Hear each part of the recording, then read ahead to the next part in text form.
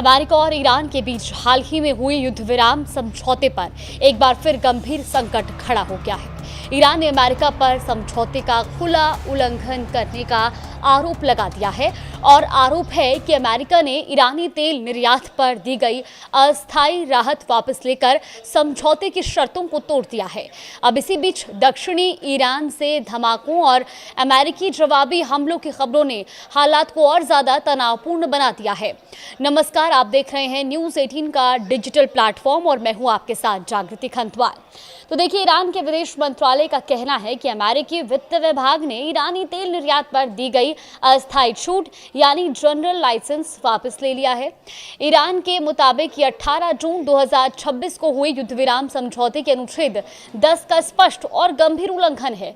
Tehran ने इस फैसले की कड़ी निंदा करते हुए कहा कि इसके सभी परिणामों की जिम्मेदारी अब पूरी तरह से अमेरिका की होगी। ईरान का दावा है कि इस्लामाबाद समझौते पर हस्ताक्षर हुए अभी 20 दिन भी पूरे नहीं हुए थे कि 3 जुलाई 2026 को अमेरिका ने जनरल लाइसेंस रद्द करने का ऐलान कर दिया। विदेश मंत्रालय के अनुसार यह अमेरिकी प्रशासन की बुरी नीयत, अस्थिर नीति और अविश्वसनीय रवैये का एक और उदाहरण है। ईरान का यह भी आरोप है कि पिछले 20 दिनों के दौरान अमेरिका ने सीधे तौर पर या फिर लेबनान के खिलाफ इजराइल की कार्रवाई के जरिए समझौते की कई शर्तों का बार बार उल्लंघन किया।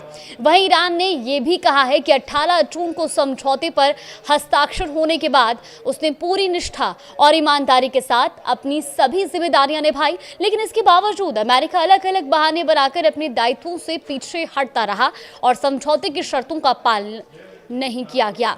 अब ईरान ने अमेरिका को इस साफ चेतावनी दी है कि विदेश मंत्रालय का कहना है कि इस उल्लंघन के गंभीर परिणाम होंगे और देश की राष्ट्रीय सुरक्षा और राष्ट्रीय हितों की रक्षा के लिए ईरान हर आवश्यक कदम उठाने का अधिकार सुरक्षित रखता है।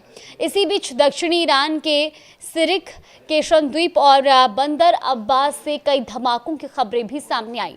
अमेरिकी वायुसेना और नौसेना ने दक्षिणी ईरान के कई सैन्य ठिकानों पर जवाबी हमले किए, जिसके बाद बंदर अब्बास स्थित शहीद हक्कानी बंदरगाह पर आग लगने की खबर भी सामने आई। वहीं सरकारी प्रसारक IRIB के मुताबिक सिरिक के एक व्यावसायिक बंदरगाह पर दुश्मन के प्रोजेक्टाइल के टकराने के बाद उसके टुकड़े आसपास गिरे हैं, जिससे कई लोग गंभीर रूप से घायल भी हो गए हैं। सभी घायलों को मिनाब अस्पताल में भर्ती कराया गया है।